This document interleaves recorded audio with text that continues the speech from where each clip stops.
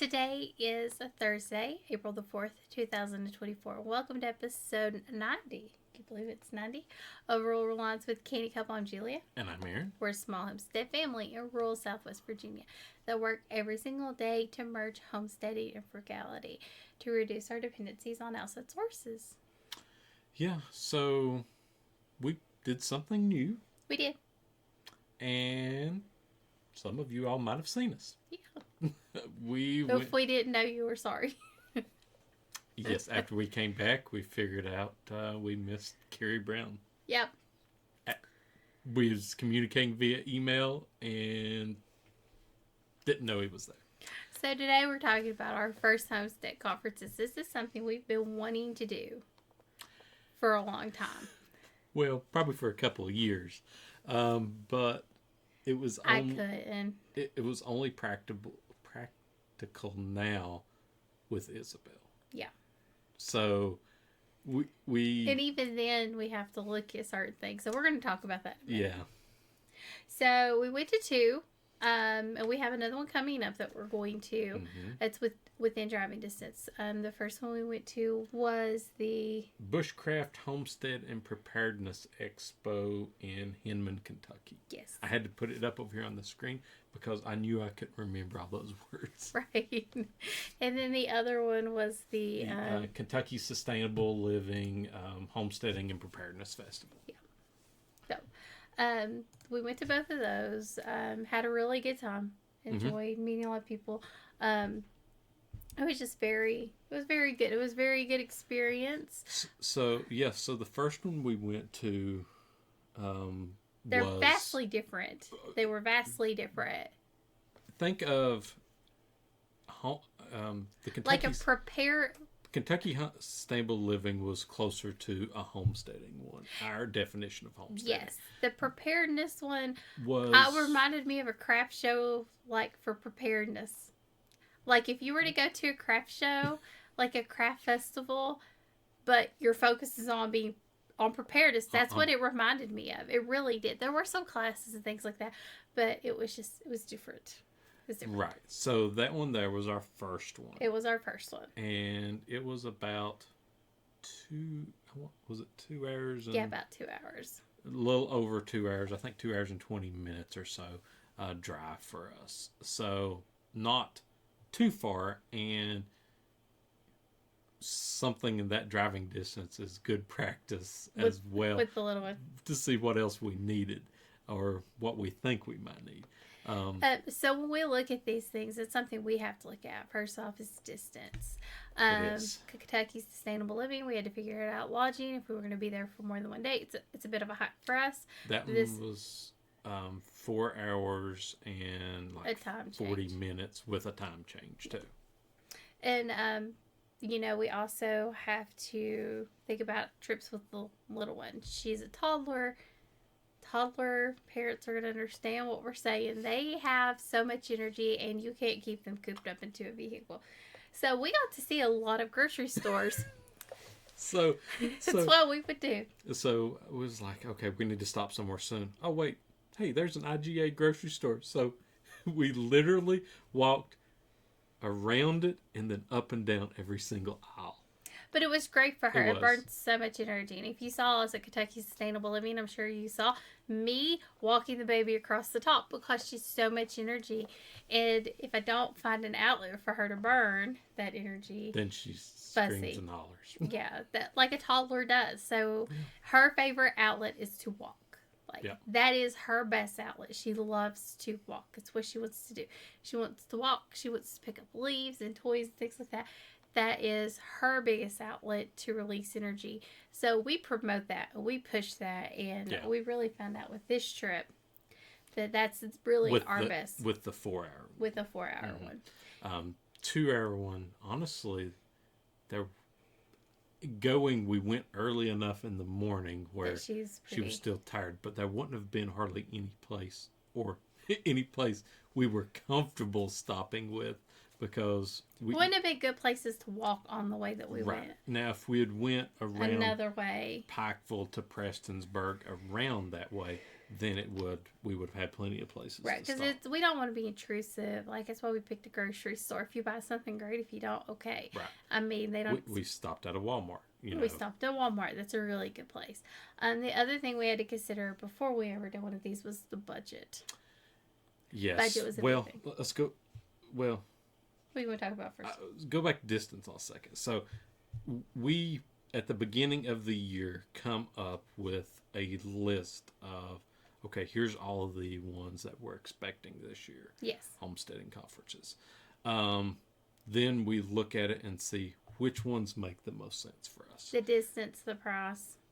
And we don't just have to consider homesteading festivals that we want to go to. We also have to look at our other part of our life, our side hustles, our picking business. Do we want to go to yard sales and all of these things as well? We have to look at how long is it going to take? What do we have? Will we have to get a room, or do we have to find a campground? Yeah. Something of that nature. We have to look at all of these things. So that's what we did. So we had 2 calendars going, one for our picking and one for homesteading festivals. And we sort of planned out the year at the beginning of the year. Yeah. I know there's other ones we definitely want to go to. It's just until she gets a little bit older, not yet. Not yet. We're close, though. We're getting there. I mean, it's still a couple of years. We want to go to self-reliance. Mm-hmm. It's just going to take time for us to get there. Well, yes. We've got her listening a little bit more to us as well. Yes. With the animals. That was the crying. My baby was the one that cried when we left the petting zoo. Yep. Bald. You thought we would, Lordy mercy. So, but part of that, we also look at the budget. Like, what could we budget for? What do we need to be prepared for? It was too cold for us to go camping. So, with our camping setup, we don't have heater or air conditioning. Right. So besides what the van itself does, but we don't have anything installed extra. I mean, we have a few things to keep cooler, but nothing to keep warm. We have a little heater. I mean, it might work, but we needed to do a closer trip with her in the van before, a 2 or 3 day weekend with the screaming baby in your ear all night long, And we also have got to figure out, like, the sleeping. She is a self-sleeper. We aren't co-sleepers. Yeah. She wouldn't like it anyways. She likes her space. So trying to figure out that arrangement in the van where we built it really we did think baby phase. We thought more older phase because they don't stay toddlers and babies forever. And that's where we're struggling with what size pack and play do we need for her to sleep in that she can't climb out of.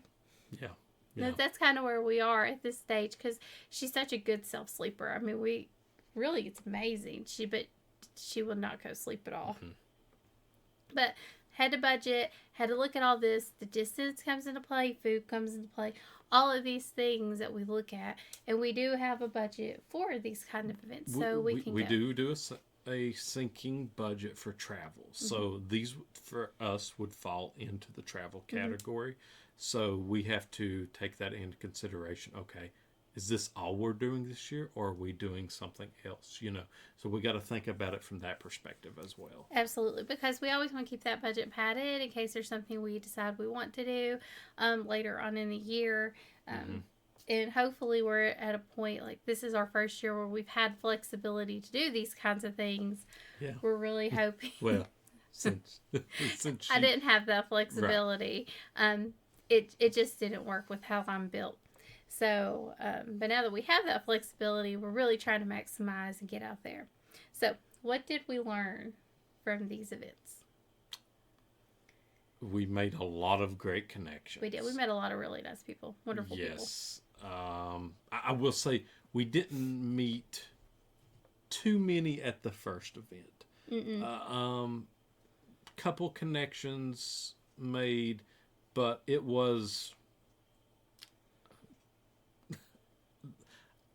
I make sure what I do at the events is, if nothing else, I try to pick up as many business cards as I can to follow everyone on social media. Yep. to support them in any way that I can, we can, share their stuff, etc. That is one thing I try to do, if nothing else. So, but the first one, met a couple of people, couple of good products. I got myself some really good beard butter that seems to have done pretty good, and that they traveled all the way. Was it Illinois? Something like that. They were a long ways away for this festival. Like it was crazy. Like they would have been one. I would be worried that they didn't make enough to cover their trip. But very, very amazing, nice, very amazing product. But then there were others where we would try to buy the product, and we would stand at the booth. So I had one, yes. So I had one there. I wanted this bar. It was a little balm. It's a cream. A cream for rashes. Thought I'd try it with poison ivy.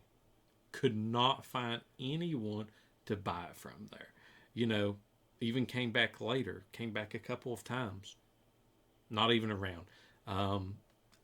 They didn't have anything, like a self-checkout. Like hey, do a PayPal and pick up your product or something, because they didn't have their products priced. No, that one did. They was priced. They were priced. But we did see a few that didn't have their products priced at that first event too. It was just very interesting, the first one was. But the second, the sustainable living, we had a lot of connections. It was a lot of connections. It was very... met a lot of people from freesteading, and a lot that we follow videos from. Yep. So, and we got to meet Toolman Tim and Nicole. Yeah. And William. And William too. But we were just on, Toolman Tim's, and Nicole's like a week and a half before that, 2 weeks. Something like that. So I mean, it was fresh, connections on those. But we wish we'd really got to talk to Kerry Brown too, because Toolman Tim introduced us to him, and we were talking via email. Didn't even realize we were both there, Nope. Felt awful about that. Yes. It was a really awesome learning opportunity. It was. They had some really great so the first one had classes. It was hard for us to figure out where or when the classes were.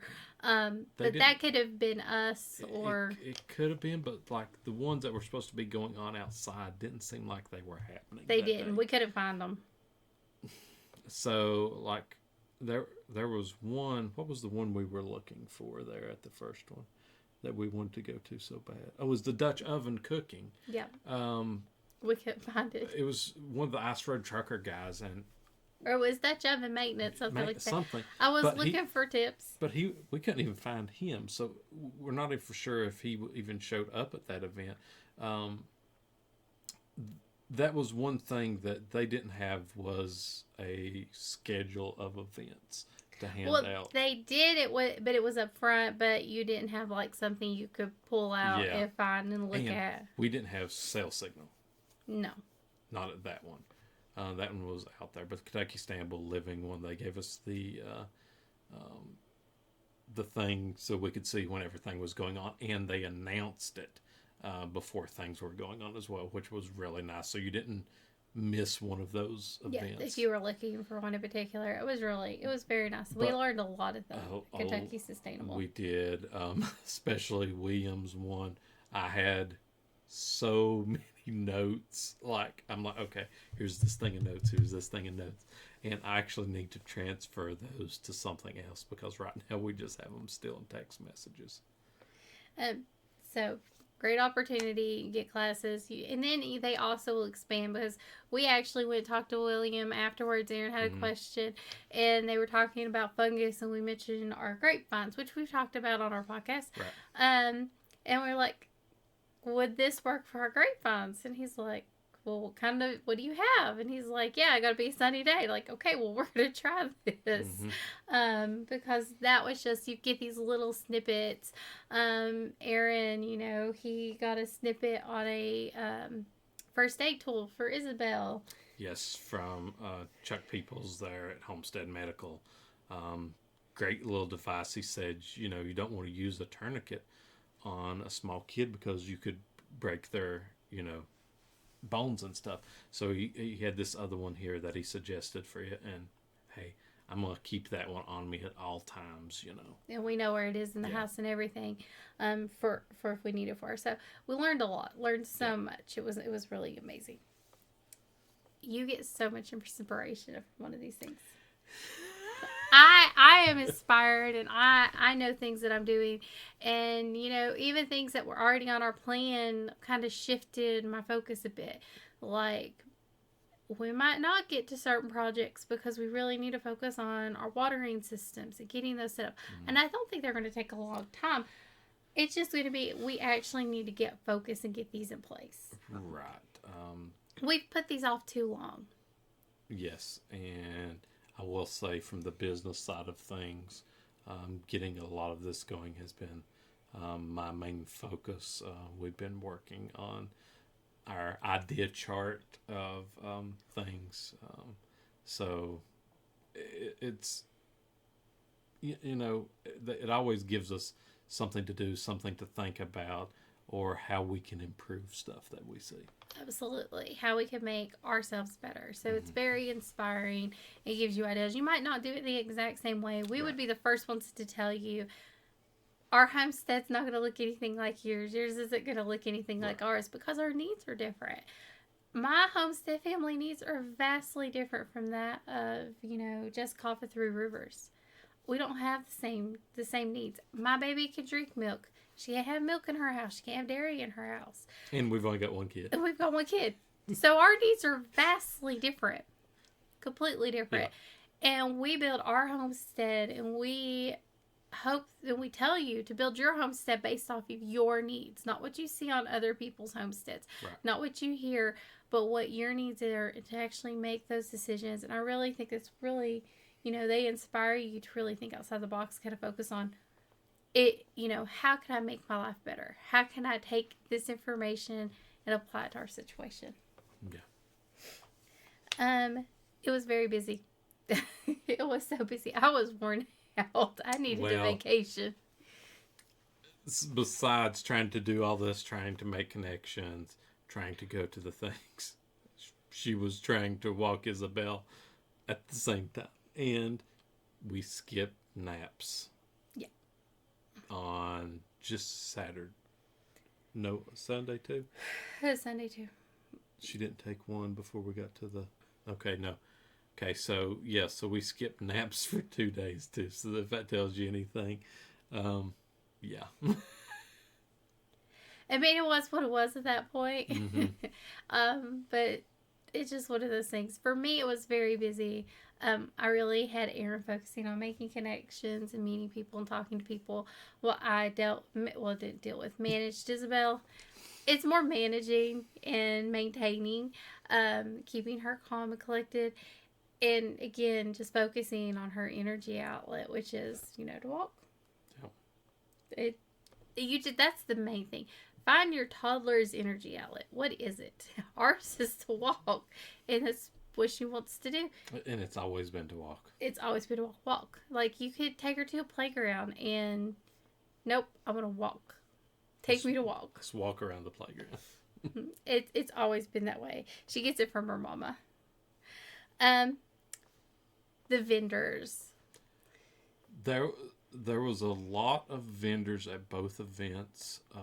First one, like we said, more toward the preparedness. There was a few people that had some bushcraft stuff, but not as much as I was hoping. There was a couple of people had, you know, some fire starter design things that you saw, and some dry backpacks, you know, stuff like that. They did have some more commercialized vendors. There were a lot more commercialized ones at the first one versus the second one. But they were definitely more focused on that preparedness mindset. Like, if you were a prepper, this was like your dream to go to all these tables and find things. That's really what they focused on, was preppers. You saw a lot of MREs. Yeah, but there was a lot of A lot of books. A lot of books at the first one. A lot of books. So many books. But they also had, some people selling elderberry syrup. They did. They had some tinctures stuff like that. And herbals. The person that had the woven baskets. Yes, those were beautiful. I was as close as blue and purple dyed one. If I ever see her again and I ever see one, I might just go ahead and get it. We didn't pick up a card from them either. It was pretty. It's pretty. It was this dark bluish green and has some purple in the wood. Mm-hmm. It was beautiful. Yeah. So the first one, they had a lot of that type of stuff. I can't remember. What was the main guy that was there? As you see, I'm trying to look for his name. He wasn't American, right? I don't think so. Babe. I don't think so. Gosh, of course it's going to kill me that I can't think of his name. Hey, whoever it was, you can go look it up online. Yeah, so, but he had a lot of stuff that was built toward the bushcraft type of stuff. He had a specialized tent for that.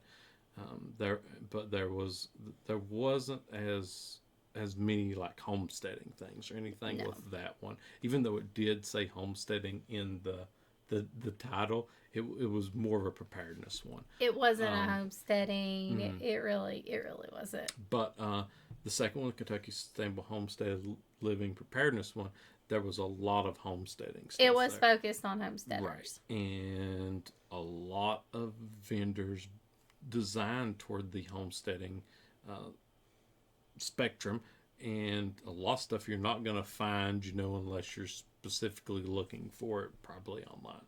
Yeah, I didn't really pick out a lot of stuff at the first one, but I did get like a real cowhide purse at this one for super crazy price. It was $20 for this little purse, and Aaron told Tim about it, and he's like, "What?" That was a steal. It was a really good price. It was really focused on homesteading. Yeah. If you were looking for special homesteading gear, like they know the vendors there knew what homesteaders are looking for. Yeah, and there was even a ham radio. There was supposed to be a ham radio one at the first one too, but like the local county one, but I never saw them. But there was ham radio at both, supposed to be at both events, but there was at Kentucky's Sustainable Living, and they had you could buy ham radios and stuff at that as well.